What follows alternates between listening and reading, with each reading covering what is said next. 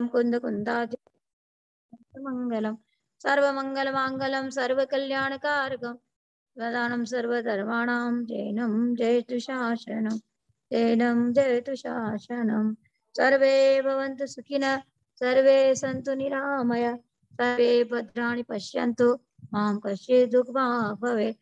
हे सर्वज्ञ वीतरागी जिन तुमको हम सब करे प्रणाम हित उपदेशी केवल ज्ञान हमको नाम पीरा माता पिता जग बंधु तुम्ही हो मन मंदिर में हो तुम वास हम बच्चों का मन हो निर्मल ऐसी हम करते अरदास तेन धर्म अच्छा कुल पाया वैष्णो दूर रहे हिंसादिक पापों को छोड़े क्रोधादिक से दूर रहे सतपथ पर हम सदा चलेंगे सुख शांति हम पाएंगे देव गुरु के चरणों में अपना शीश झुकाएंगे देव शास्त्र गुरु के चरणों में अपना शीश झुकाएंगे। जय बोलंता परमेश्वरी भगवान की जय पंच परमेश्वरी भगवान की जय जय श्री शंकर भगवान की जय आदिनाथ भगवान की जय महावीर भगवान की जय हिनवाणी सरस्वती माता की जय गणधर परमेश्वरी भगवान की जय परम पूज्य भारत गुरु जगत गुरु गणाधिपति खंडाचार्य कुंत सागर जी गुरुदेव की जय वैज्ञानिक धर्माचार्य श्री कनक नंदी जी गुरुदेव की जय आचार्य श्री गुप्ती नंदी जी गुरुदेव की जय धर्म तीर्थ क्षेत्र की जय। धर्मेश्वरी बंधु जितने भक्त बच्चे यहाँ पर जुड़े हुए हैं आप सभी बच्चों को सभी भक्तों को बहुत सारा आशीर्वाद। आज का दिन हमारे 16 कारण पर्व में आचार्य भक्ति भावना का दिन है और आचार्य वैसे होते हैं जो हमें हर चीजों का ज्ञान कराए आचरण सिखाए।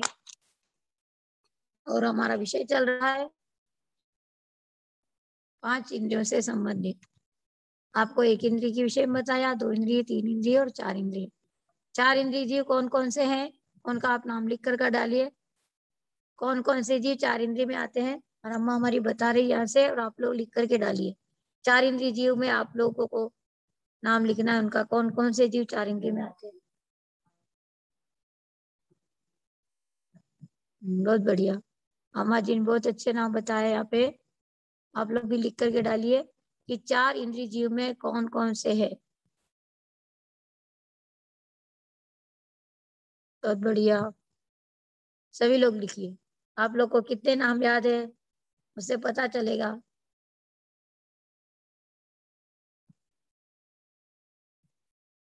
चार इंद्रिय हो गए, 1 इंद्रिय, 2 इंद्रिय, 3 इंद्रिय और ये सब जितने भी जीव है मतलब इनके जीव के जो भेद है, पहले संसारी और मुक्त, फिर संसारी जीव में भी रस स्थावर, फिर रस स्थावर में भी संगी और असंगी और उसमें भी फिर विकलत्र अलग है ना माँ। संगी और असंगी भी होते हैं। जो संग मन सहित जीव होते हैं वो संगी कहलाते हैं, जो मन रहित जीव होते हैं वो असंगी कहलाते हैं। आपके पास में मन है कि नहीं वो भी आपको बताना है और जिनके पास मन नहीं होता है वो सब असंगी कहलाते हैं। तो ऐसे 1 इंद्रिय से लेकर असंगी पंचेंद्रिय तक जीव, असंगी पंचेंद्रिय तो 1 इंद्रिय, 2 इंद्रिय, 3 इंद्रिय, 4 इंद्रिय और पंचेंद्रिय जीव भी असंगी में आते हैं। जिनके पास मन नहीं है वो सब असंगी कहलाते हैं। मन का मतलब मन जिनके पास होता है तो उनको हित अहित का ज्ञान होता है। मैंने अभी आपको एक प्रश्न दिया था कि 4 इंद्रिय जीव में कौन कौन से जीव आते हैं उनका नाम लिखिए, सब लिख करके डालिए। 4 इंद्रिय जीव कौन कौन से है। 4 इंद्रिय मतलब जिनके स्पर्शन इंद्रिय है, ग्रहण रचना इंद्रिय है, ग्रहण इंद्रिय और चक्षु इंद्रिय है। तो ऐसे 4 इंद्रिय जीव कौन कौन से है उनके नाम यहाँ पर लिखो। आप लोग भी, अम्मा ने बताया अभी, पहले आप लोग लिखो फिर बाद में मैं बताऊंगी। अभी एक ही 2 ही जनों ने लिखा है, सब लिखिए जिससे आप लोगों को पता चले कि 4 इंद्रिय जीव में कौन कौन से प्राणी आते हैं। आप 4 इंद्रिय है, 3 इंद्रिय है, 1 इंद्रिय है, पंचेंद्रिय है, कौन सी इंद्रिय जीव है और आपके अलावा बाकी कौन से जीव है जो 4 इंद्रिय में आते हैं। कल मैंने बहुत अच्छे से बताया था 4 इंद्रिय जीव कौन कौन से हैं। तो अभी आपको केवल लिख करके डालना है। हमारा 4 इंद्रिय तक का पूरा विषय हो चुका है। सबको आवाज आ रही है ना मेरी।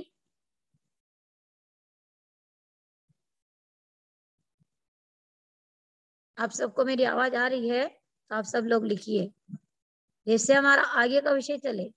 अगर आप लोग इतना याद नहीं कर पाएंगे तो कोई पढ़ने का कोई मजा नहीं, आनंद नहीं। जो भी आपको याद है कि हाँ ये जीव 4 इंद्रिय में आते हैं, बहुत बढ़िया। तो उससे आप उन जीवों की रक्षा करेंगे, उन्हें को मारेंगे नहीं। अगर गलती से मर भी गया वो प्राणी, वो जंतु, तो उसका प्रायश्चित किया जाता है। ऐसे तो 1 इंद्रिय से लेकर 5 इंद्रिय तक हर जीव की रक्षा करना चाहिए, किसी को मारना नहीं चाहिए। गलती से अगर कोई मर जाता है उसका प्रायश्चित लिया जाता है। चींटियां बहुत ज्यादा अधिकांश घरों में जो होती है, महिलाओं से चींटियां मरती है, ज्यादा कर देखो तो कहीं भी मीठा रख दिया है या तेल आदि गिर जाए, घी बिखर गिर जाए, तो उसके बाद वहां चींटियां इकट्ठी हो जाती है। और चींटियां इकट्ठी हो जाती है तो या तो झाड़ू से बाहर कर देते हैं या फिर पानी की बाल्टी से बहा देते हैं। पानी की बाल्टी खोल दी और सब बहकर नाली में चला दी उनको। तो ऐसे कोई भी जंतु एकदम बरसात के समय में बहुत सारे हो जाते हैं और उनको किसी भी प्रकार के सताते हैं, कष्ट देते हैं, तो वही प्राणी आगे जाकर आपसे ही बदला लेते हैं। जो मारेगा उसको कष्ट तो मिलने ही वाला है, कोई किसी को छोड़ता नहीं है। जिसके पास में धर्म है, समता है, जो इतना विवेक रखेगा कि मैंने इसको सताया होगा पर मैं इसको नहीं सताऊं, ऐसा भाव रखेगा तो उसको कष्ट नहीं मिलेगा। लेकिन जिस जीव को अगर आपने कष्ट दिया है तो वो अवश्य में बदला लेगा। तो किसी जीव को सताना नहीं, मारना नहीं। बहुत बढ़िया। किसी ने तितली, मच्छर, मक्खी, मधुमक्खी और भौरा, फल पाखरू क्या होता है, फूल पाखरू भी कोई जीव का नाम है क्या? हो सकता है हमारा मराठी भाषा में बोलते होंगे, हमको याद नहीं है। शायद भौरे को बोलते हैं क्या? अच्छा, उसको मधुमक्खी का बोलते हैं ना, मधु पीता है तो। तितली भी होती है, तितली भी 4 इंद्री है। बहुत बढ़िया। जो मक्खी आपके खाने पे बैठती है वो भी 4 इंद्री जीव है। जो मच्छर आपको बहुत अच्छा संगीत सुनाता है, फिर आपको एक डंक मारता है, वो भी 4 इंद्री जीव है। बटरफ्लाई तो वो तो हो गया, तितली है। बहुत सारे जीव है 4 इंद्री में भी। जितने उड़ने वाले हैं छोटे छोटे कीड़े, ततैया रहते हैं लाइट के पास, जितने उड़ते हैं, जितने मच्छर प्रकार, कितनी प्रकार के मच्छर है जो डेंगू मलेरिया फैलाते हैं, वायरल फैलाते हैं, जो वायरस कहलाते हैं। ये 4 इंद्रिय जीव जो उड़ने वाले जितने भी है, लाइट के पास में जितने नाना प्रकार के कीड़े मकोड़े बहुत उड़ते रहते हैं, बिल्कुल बारीक बारीक भी रहते हैं, 4 इंद्रिय है। कुछ कुछ इतने छोटे रहते हैं पर उनकी 4 इंद्रियां हो जाती है। 4 इंद्रियां मतलब आत्मा, आत्म प्रदेश हमारे इतने छोटे संकुचित हो जाते हैं। और वही जीव हाथी की पर्याय में चला जाए तो उसके आत्म प्रदेश इतने विस्तार के रूप में फैल जाते हैं। और वही जीव छोटा सा भी बन सकता है, बड़ा भी बन सकता है, सूक्ष्म भी बन सकता है, बादर भी बन सकता है। सूक्ष्म बादर जो भेद होते हैं वो 5 स्तर में होते हैं। साधारण, प्रत्येक, बहुत सारा विषय है, एक गोमट सार का विषय है, लेकिन आपको इतना सारा नहीं बताऊंगी मैं, आप लोग सब उलझ जाएंगे ज्यादा विषय बताऊंगी तो। अब आप पंचेंद्रीय जीव, पंचेंद्रीय जीव किसे कहते हैं? जिनके 5 इंद्रियां हैं उन्हें पंचेंद्रीय जीव कहते हैं। ऐसे पंचेंद्रिय में कहते हैं कुत्ता, बिल्ली, 3 चप्पू, मनुष्य, सब ही पंचेंद्रीय जीव है। बाद में देव और देवियां, ये भी पंचेंद्रीय है। और नारकी जीव है, नरक में जितने हैं वो सब नारकी जीव पंचेंद्रीय है। तो चारों गति के जीव पंचेंद्रीय है। अब जो सबसे अधिक संख्या जो 1 जीव है, 2 इंद्रिय जीव है, 3 इंद्रिय है, 4 इंद्रिय है और 5 इंद्रिय है। तो 1 इंद्रिय से लेकर 5 इंद्रिय तक जो जितने जीव है वे सब कौन सी गति में आएंगे? इधर बैठो सामने, वो गर्दन नहीं घूमनी पड़ेगी, पढ़ने वाले को सामने बैठना चाहिए।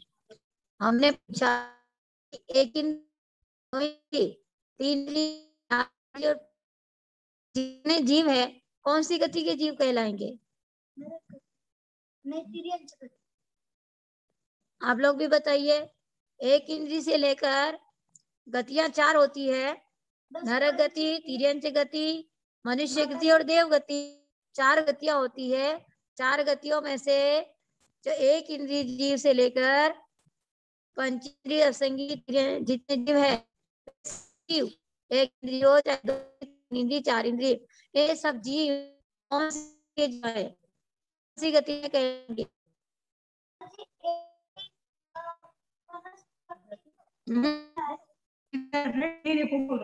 हाँ बैठो ना, वहां क्यों बैठ रही?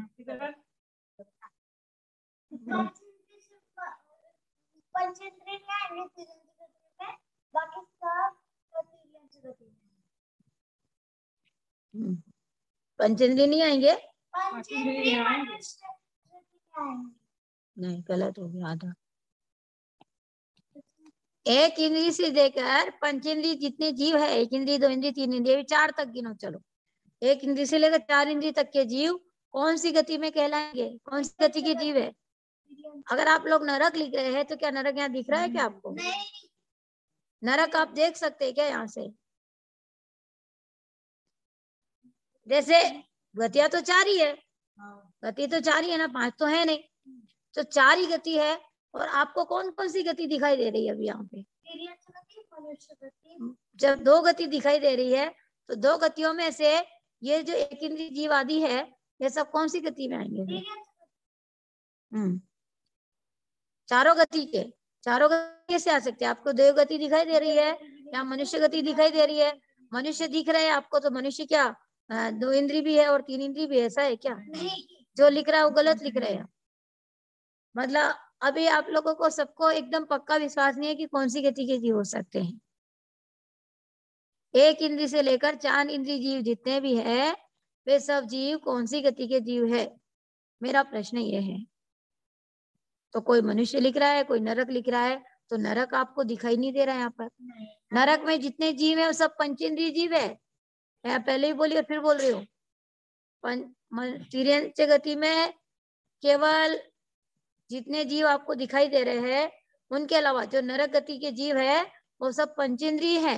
वहां चाहे वृक्ष हो, वहां पे चाहे नदी हो, जो वैतरणी नदी है, सेमल नाम की जो वृक्ष है, वो सब नारकी जीव अपनी विक्रिया से बनते हैं।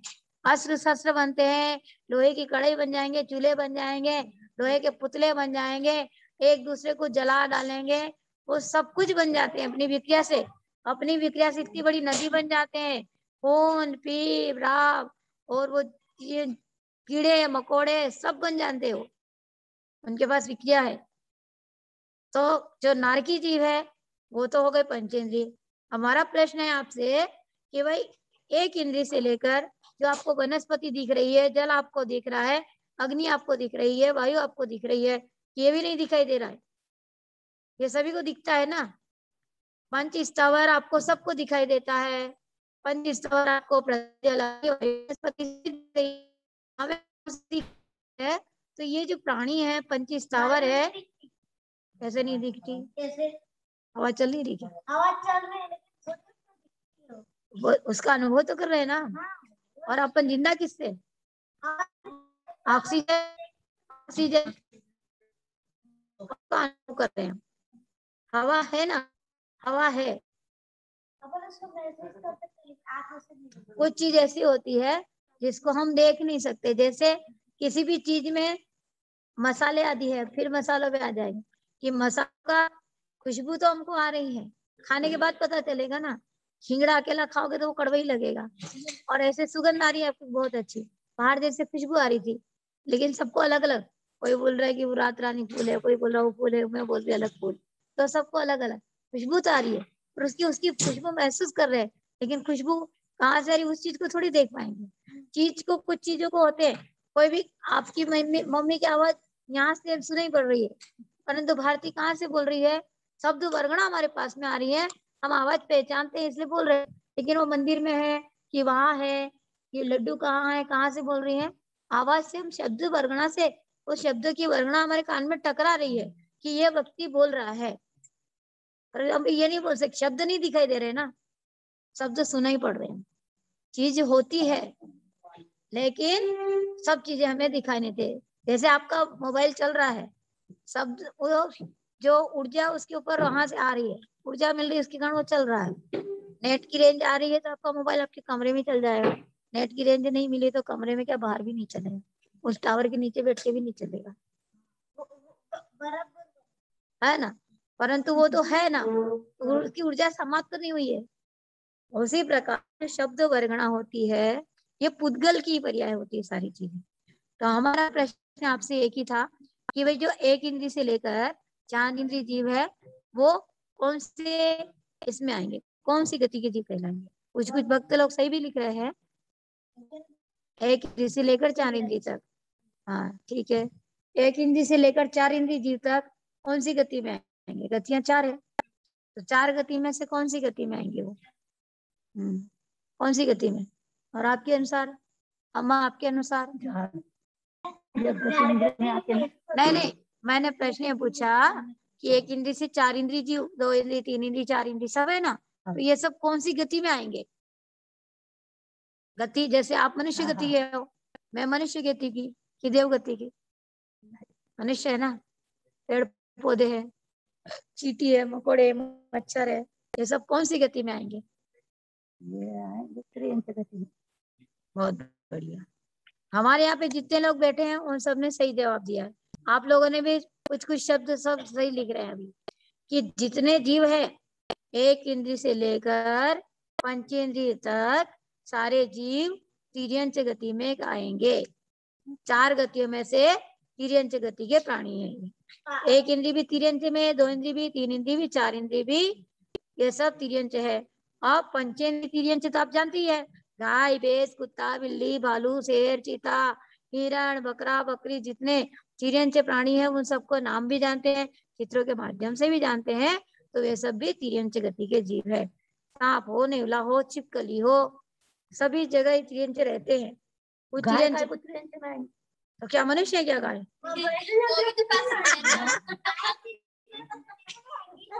गाय क्या मनुष्य है, तो आपके कमरे से लाना आज से, आप वही जाके सुना, नहीं तो उनको ले आना सकते हैं। तो उसको तो समझता है, क्या समझता है, तिर्यंच प्राणी जहाँ खाता है, जहाँ सोता है, वही हकता भी है, वही गोबर करता है, उसी में खा रहा है, गोबर भी कर रहा है, मूत्र भी कर रहा है, लेकिन खा भी रहा, रह भी रहा है। तो तिर्यंच गति, गाय कोई स्पेशल नहीं है आपकी, कामधेनु हो।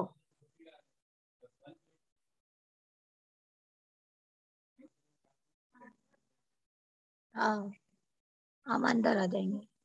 तो जितने तिर्यंच प्राणी है वो सब, गाय हो, भैंस हो, हाथी हो, कुत्ता, बिल्ली, जो कुत्ते को बहुत प्यार से पालते वो भी तिर्यंच ही है।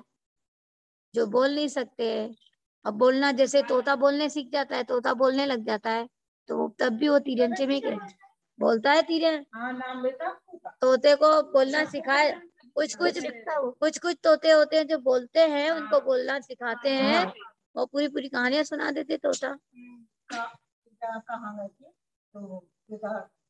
बोल दो, राम राम बोलता है।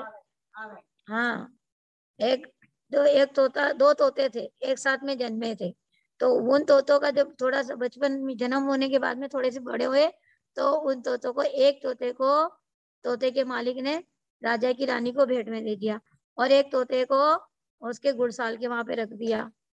2 तोता खरीद के लिया राजा तोते वाले से, तो एक राजा की रानी को दे दिया, और दूसरे तोते को गुड़साल किया, जो घोड़ा, जहाँ घोड़े बनते थे वहां पे जो गुड़साल जो घोड़े को पालन करने वाला रहता ना, उसके वहां पे रख दिया।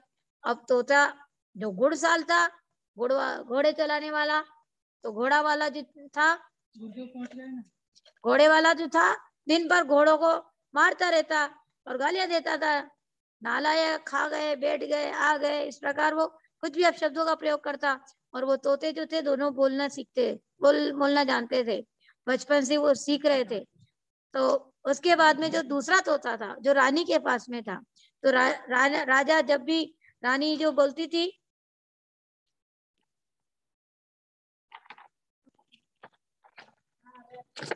रानी के वहां जो तोता था, तो तोता क्या बोलता, आइए बैठिए महाराज, आपका स्वागत है, आपके लिए मैं ठंडा लेकर आऊं, आपके लिए मैं पानी बुलाती हूँ, आप बहुत थक गए होंगे, अब आप आराम कीजिए। तो रानी जैसा जैसा राजा को बोलती थी, राजा जब भी रानी के पास जाता था तो राजा को रानी जैसे स्वागत करती थी, तो वैसा ही रानी नहीं भी हो कमरे में, मतलब अपने महल में वहां नहीं हो, और महाराज पहुंच जाते अचानक, तो तोता बोलने लगता, आइए महाराज, आपका स्वागत है, बैठिए। तो राजा बहुत खुश होता था, और वो दूसरे तोते के पास जाता था, नालायक आ गया, खाया नहीं, खिलाया नहीं, और चाबुक मारते और गालियों का प्रयोग करता था। राजा परेशान कि दोनों तोते जो थे एक ही उसके बच्चे थे, एक ही दोनों भाई जुड़वा थे, और दोनों एक साथ जन्मे हैं, दोनों को एक साथ लेकर आया, लेकिन ये ऐसी गालियां देता है। और रानी के महल में जो तोता रहता है तो वो इतने अच्छे मीठे शब्दों से स्वागत करता है मेरा, तो उसको एकदम इतना तेज गुस्सा आया कि ये साल में जो तोता रहता है उसको यहाँ से मार डालूंगा। तो वो जैसा राजा वहां बोला, तो उस तोते ने भी पलट कर जवाब दिया कि मैं तेरे को मार डालूंगा। मतलब जैसा वो बोलता था, गुड़साल के पास रहता, वो गालियों का प्रयोग करता था, इसलिए वो गालियां देना सीख गया। फिर राजा बेचारा अपने महल में आया वापस कि कौन इसके मुंह लगे, तो वो भी बोलता कौन इसके मुंह लगे। तोता बोलता था बेचारा जाने दे इसको, कौन इसके मुंह लगे, तो वो भी बोलता कौन इसके मुंह लगे। ऐसा छोड़ था, और मंत्री को ले आ गया कि ऐसे चलो अब इसके पास में कभी नहीं आएंगे, तो वो भी आते आते जब बोलते इसके पास कभी नहीं आते, तेरे पास में कभी नहीं आएंगे, ऐसा तोते ने बोल दिया। बाद में वो राजा अपने कक्ष में आता है, मंत्री मंत्रणा करता है कि मंत्री जी बात समझ में नहीं आई, मैं दोनों तोतों को एक साथ लेकर आया, लेकिन दोनों तोते के अंदर कितना अंतर है, एक माँ के बच्चे हैं, और दोनों उसको सोने के पीछे में रख, भी सोने पीने का है, जैसा इसको खाने को भेजता हूँ वैसा उसको भी देता हूँ, अच्छा खाते हैं पीते बढ़िया रहते हैं। लेकिन एक तोता है, रानी के महल में जब भी जाता हूँ तो मैं कितना भी थका आ रहा हूँ, लेकिन तोता इतने अच्छे से स्वागत करता है मेरा, मेरी सारी थकान उतर जाती है। मैं जब भी जाता हूँ तो मेरे को गालियां देता है, थका आ जाती, उसकी गालियां सुननी पड़ती है। तो फिर मंत्री ने कहा महाराज आप बुरा मत मानिए, उसका कारण मैं बताता हूँ। पुरोहित भी बैठे थे, मंत्री जी बैठे, तो उन सबसे मंत्रणा चल रही थी कि कारण क्या है, क्योंकि राजा लोगों की जो बात होती है वो मंत्री ही उनकी दिमाग को चलाते हैं, राजा में इतनी बुद्धि नहीं रहती बेचारे, बुद्धि तो रहे लेकिन राजा जो है ना आधा काम मंत्रियों के बल पे ही करता है। मंत्री और पुरोहित आदि थे, उन सब ने अपना अपना विचार विमर्श किया, रखा कि महाराज ऐसा है कि जब भी रानी के महल में जाते हैं तो महारानी जी अपनी बहुत मधुर बोलती है, बहुत मधुर व्यवहार करती है, आपको वो अच्छे से स्वागत प्यार भरे शब्दों से आपका स्वागत करती है। और रानी जी दिन भर जिन शब्दों का प्रयोग करती है वो शब्द वो पूरे पूरे जान से सुनता है, वो सुनता है वैसा ही वो सीख चुका है, क्योंकि बचपन से आपने उनको लाकर रखा था, इसलिए वो वैसी ही बोली सीख गया। और इधर जो है घुड़साल में जो रहता है, जो घुड़साल वाला आदमी है, वो दिन भर घोड़ों को गालियां देता रहता है, काम नहीं करते, खाली बैठे रहते हैं, खा लिया पी लिया मोटे हो रहे मस्त हो रहे। तो जैसा जैसा घोड़े वाला शब्दों का प्रयोग करता है, शब्दों का प्रयोग करता है, तो वैसा वैसा वो तोता सीख रहा है। इस कारण उसकी कोई गलती नहीं, तोता रटंत विद्या बोलते हैं ना, कि तोता रटंत विद्या इसी को कहा जाता है कि तोते ने जो सुना उसको रट लिया। भाई एक साधु के पास एक तोता था, तो साधु ने सिखा दिया कि बिल्ली उसके पीछे पड़ी थी, तो साधु ने उसकी रक्षा करी, तो साधु ने उसको सामने बिठा करके बिल्ली को तो भगा दिया। उसके बाद में तोते को बोल दिया कि बिल्ली से सावधान, बिल्ली से सावधान, इतना सीख लिया उसने, बिल्ली से सावधान रहो, बिल्ली से सावधान रहो, बिल्ली से सावधान रहो।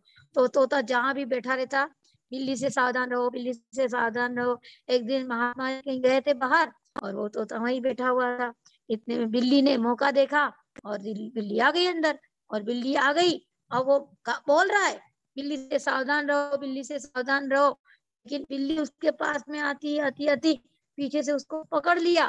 पकड़ने के बाद भी बिल्ली से सावधान रहो, मुंह के अंदर रहा है, लेकिन बिल्ली से सावधान रहो, बिल्ली से सावधान रहो बोलता रहा, लेकिन वहां से उड़ नहीं पाया कि मेरे को बिल्ली ही पकड़ रही है। तो इसको तोता रटन बोलते। हमने पढ़ाया लिखाया, लेकिन इसका कारण हमने नहीं जाना, किसी भी चीज के विषय पे कारण पे नहीं गए, तो हमें कारण के बिना कुछ भी चीज को केवल पढ़ लिया, पहली क्लास पास कर ली, क्या करना है, पहली तो पढ़ ली, अब तो दूसरी में जाना है, तो पहले पाठ और पीछे सपाट होता जाता है। उसी को बोलते तोता रटंत। तोते की तरह जो रटता है उसको तोता रटंत विद्या कहते हैं। तो हमारा जैन धर्म का जो ज्ञान है वो तोता रटंत की तरह नहीं होना चाहिए। जो हम सीखते हैं वो हमेशा हमें याद रहना चाहिए, हमेशा हमेशा मेरे मुख पाठ रहना चाहिए, है ना। बचपन में जो नमोकार मन सिखाया या कोई भी स्तोत्र आदि सीखे आप, तो वो आपको याद रहेगा। लेकिन अभी आप बड़े होकर के आपको सिखाएंगे तो अभी सिखाएंगे, थोड़ी देर बाद भूल जाएंगे। अभी यहाँ लिखने को बोलते तो जल्दी से लिख नहीं पाते आप लोग। तो हम कोई बात नहीं, अगर आप हमारे ज्ञान से निकल भी गया, हम ध्यान से सुन भी रहे गुरु के वाक्य, तो हमारी यह वाक्य ही हमारे लिए सम्यक दर्शन में कारण बनेंगे। अगले भाव में यही विशेष ज्ञान को देने वाले होंगे। भूल भी जाओ लेकिन फिर भी श्रद्धा के साथ में सुनो। जिनवाणी के वाक्य को श्रद्धा से जो सुनता है तो वही ज्ञान विनयन सुध मदिनम, मद पीने से सुना हुआ ज्ञान अगले भव में केवल ज्ञान दिलाने में कारण होता है। इसलिए तोते की तरह रखना नहीं है, हमें पूर्वक ग्रहण करना। हाँ ही है, इसके अलावा और कुछ भी सही नहीं। हम चाहे जाने चाहे ना जाने, बस देव शास्त्र गुण की वाणी पर श्रद्धा करें। और इतना श्रद्धा जो कर लेता है तो सम्यक दर्शन को प्राप्त कर लेता है, अगले वो में केवल ज्ञान प्राप्त करने का अधिकारी बन जाता है। तो तिर्यंच गति के जीव जितने, इसलिए तिर्यंच गति की अपेक्षा जीव की संख्या जो होती है अनंता अनंत होती है। तिर्यंच गति में जो वनस्पति है उसमें वनस्पति का है जीवा अनंता अनंता। बाकी तिर्यंच अनंत अनंत में नहीं आएंगे। तिर्यंच प्राणी अनंत अनंत है, उनका भी अंत नहीं होने वाला है। ये जंगल में कहीं भी जाइए, नाना प्रकार की वनस्पति सब तरफ अपने आप। क्या वो सब बीज आपने डाले थे? कुछ कुछ लोग प्रश्न पूछते हैं कि बीज पहले आया था कि वृक्ष पहले आया, वृक्ष पहले आया कि बीज पहले आया। आधार आदेश संबंध है, ना तो बीज के बिना वृक्ष है, ना वृक्ष के बिना बीज है। लेकिन क्या ये सारे बीज वहां पर उनको वातावरण मिलता है और अपने आप ये समूर्छन जीव है और अपने आप ये सब चीज पैदा होती है, उत्पन्न हो जाती है। तो वनस्पति की अपेक्षा जीवों की संख्या अनंत अनंत रूप में है, अनंत अनंत वनस्पति के भेद होते हैं। इस कारण चातुर्मास में साधु लोग एक जगह रहते हैं, बस जहां तक की छूट रखते हैं वहीं तक विहार करते हैं। 20-25 किलोमीटर 30 किलोमीटर जहाँ तक समाज के लोग रहते हैं, समाज के घर हो, वहां तक साधु छूट रखते हैं, बिना कारण विहार नहीं करेंगे। क्योंकि बहुत सारी जीवों की उत्पत्ति चातुर्मास में हो जाती है। अभी जो पहाड़ धर्म तीर्थ का है पूरा हरा भरा हो गया, गर्मी आएगी सारा पत्ते पूरी मिट्टी दिखाई देगी, और अभी पूरा हरा हरा दिखाई दे रहा। तो ये सब चीजें अपने आप जो उत्पन्न हो जाती है, वैसे वनस्पति 1 इंद्री 2 इंद्री 3 इंद्री 4 इंद्री और पंचेंद्री तिर्यंच प्राणी, ये सब तिर्यंच गति के जीव है। ना ये देव गति के हैं, ना ये मनुष्य गति के, और ना ही नरक गति के। और पंचेंद्रिय जीव में जो है वो पांचों चारों गतियों के जीव आ जाएंगे, मनुष्य भी, देव भी, नारकी भी और तिर्यंच भी। और उसमें तिर्यंच में फिर इसमें संगी असंगी भेद भी होते हैं। तो जिनके पास मन है वो संगी जीव है, और जिनके पास मन नहीं है वो असंगी जीव है। आपके पास मन है कि नहीं? आपके पास मन है कि नहीं है? मन है। आप लोगों के पास है मन, जो जूम पे बैठे हैं? मन से सुन रहे हैं आप लोग, ध्यान से सुन रहे। आपके पास मन होगा आप जरूर मन से ही थे, मन नहीं होगा है मन। अच्छा, मतलब आपका मन लग रहा है ना सुनने में, तो आपका मन है, मन है आपके पास में। मन वाला जीव, मन की पहचान है, बोलते ना मन के हारे हार मन के जीते जीत। मन गंगा तो कटौती में नहीं, मन चंगा तो कटौती में गंगा, और मन जिसका चंगा नहीं है तो उसके कटौती में गंगा नहीं समाहित हो सकती। तो इसी प्रकार मन वाला जीव जो होता है वो हित अहित का ज्ञान रखता है। मेरे लिए हितकारी क्या है और अहितकारी क्या है, बस इतना ही मन वाले के पास में रहेगा। जो हितकारी होगा उसको ग्रहण करेगा, जो अहितकारी होगा उसे छोड़ देगा। तो हमारे लिए हित क्या है, हमें हित का उपदेश कहाँ मिलने वाला है? हमारा, हम ये तो जानते हैं श्रावक भी, हित है हमारा जैन धर्म में ही है, हमारे देव शास्त्र गुरु के बताए मार्ग पर ही है। चल पाए नहीं चल पाए वो उनकी शक्ति, हर व्यक्ति हम बोले कि हम तो चाहते हैं कि सारे लोग साधु बने, आप लोग की भावना रहती है और आप लोग फिर ये भी बोलते हैं सब साधु बन जाए तो और कौन दे। पर ऐसा नहीं है, जीवों की संख्या कम नहीं होगी, आपकी भावना तो होती है। साधु को देखकर त्यागी व्रती बनने की, संयमी बनने की भावना तो होती है, लेकिन चारित्र मुनि कर्म बीच में आ जाता है, आपका मोह आपको रोक लेता है। और भाव हुए मतलब मन हुआ कि वास्तविक मार्ग तो धर्म का ही मार्ग है, इसमें हमारा कल्याण होगा। तो हम मन वाले हैं तभी हम अपने हाथ सोचते हैं, मन वाले। ये विषय हमारा कल चलेगा। एक इंद्रिय से लेकर पंचेंद्रिय तक का विषय पूरा हो चुका है। पंचेंद्रिय में कौन है, चार इंद्रिय में कौन है, सब पूरे विषय आपको अच्छे से मैंने बता दिया है। आज की सभा हम नमोकार मंत्र के साथ में यहाँ पर समाप्त करते हैं और अगली भक्ति की समावेश प्रारंभ होगी। नमो हरिहंताण, नमो सीताण, नमो हरियाण, नमो अजाणम, नमो लोए सब सावड़ा। बोलो पंच परमेश्वरी भगवान की जय, तो श्री शंकर भगवान की जय, इच्छा पूरक आदिनाथ भगवान की जय, आचार्य श्री गुप्तिनंद जी गुरुदेव की जय। गुरुदेव हमारे बीच में ज्वाइन हो चुके हैं, गुरुदेव को स्पर्श कीजिए। नमोस्तु गुरुदेव, नमोस्तु गुरुदेव। हाँ माता जी, बहुत सारा आपको आशीर्वाद। बहुत अच्छे विषय माता जी ने अभी आपको समझाए, अच्छा ज्ञान आपने प्राप्त किया है। इनके भाग्य है, पुण्य है। शांति स्तोत्र आरंभ करते हैं। जय